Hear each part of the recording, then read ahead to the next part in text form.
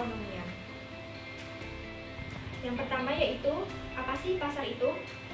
Pasar itu diartikan sebagai tempat bertemunya penjual dan pembeli untuk bertransaksi barang dan jasa. Namun pasar memiliki arti yang luas, yaitu suatu proses di mana penjual dan pembeli saling berinteraksi untuk menetapkan harga keseimbangan. Secara umum, pasar adalah tempat bertemunya permintaan dan penawaran sehingga dapat menetapkan harga. Kemudian, peranan pasar. Coba sebutkan pasar itu berperan untuk siapa saja? Produsen nomor 1, nomor 2 konsumen, nomor 3 bagi pembangunan, nomor 4 bagi sumber daya manusia. Bagus sekali. Saya membahas yang pertama yaitu bagi produsen.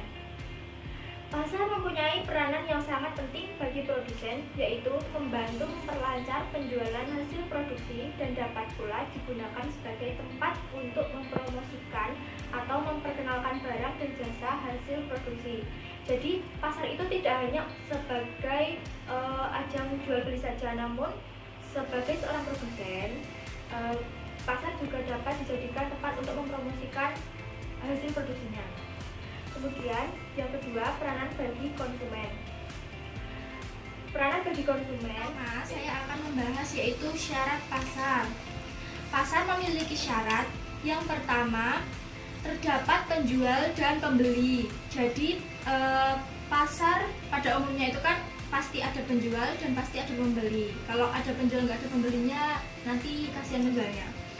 Kemudian yang kedua, tersedia barang dan jasa yang akan diperjualbelikan. Jadi masing-masing pedagang itu memiliki barang dan jasa mereka masing-masing untuk ditawarkan dan dijual kepada para konsumen atau para pembeli. Kemudian terjadinya transaksi antara penjual dan pembeli melalui proses tawar-menawar. Jadi pembeli itu membeli barang dagangan kepada penjual, itu namanya mereka saling transaksi tawar-menawar. Kemudian yang terakhir, tersedia media untuk interaksi antara penjual dan pembeli. Paham? Apa tadi? Yang pertama, terdapat penjual dan pembeli. Ya. Kemudian yang kedua, tersedia barang dan jasa yang akan diperjualbelikan. Kemudian terjadinya transaksi antara penjual dan pembeli melalui proses tawar-menawar. Yang terakhir, tersedia media untuk interaksi antar penjual dan pembeli. Paham? Kemudian yang selanjutnya kita akan membahas kelebihan dan kekurangan dari masing-masing pasar. Dan akibat apa yang timbul oleh peningkatan tersebut. Ya, kemudian ini saya bacakan pengertian dari pendapatan per kapita slide yang ada di buku ya.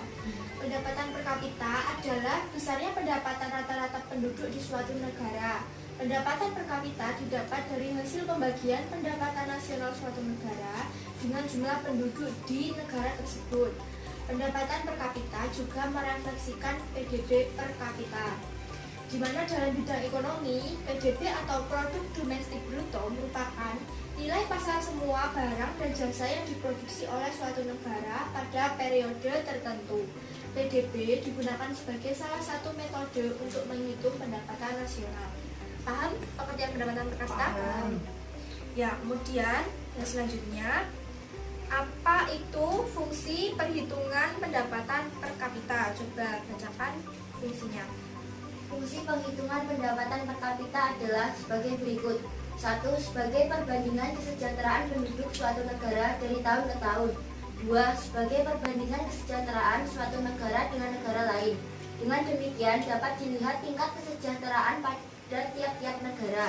3. Sebagai perbandingan tingkat standar hidup tahun ini.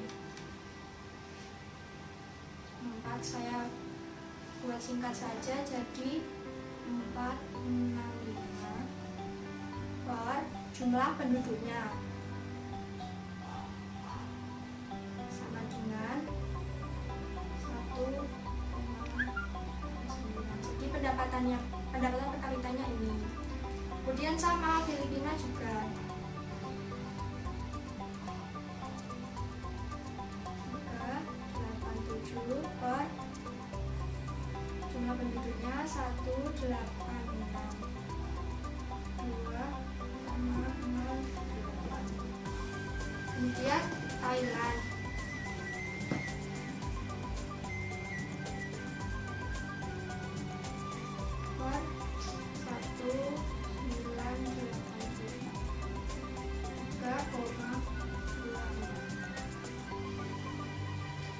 Jadi, cara menghitungnya, pendapatan nasional dari negara tersebut per atau dibagi jumlah penduduk dari negara tersebut. Hasilnya ini. Paham? Paham. Kalau paham, saya akan kirim soal di HP kalian masing-masing. Ada 2 soal, coba kerjakan. Coba. Saya beri waktu 2 menit.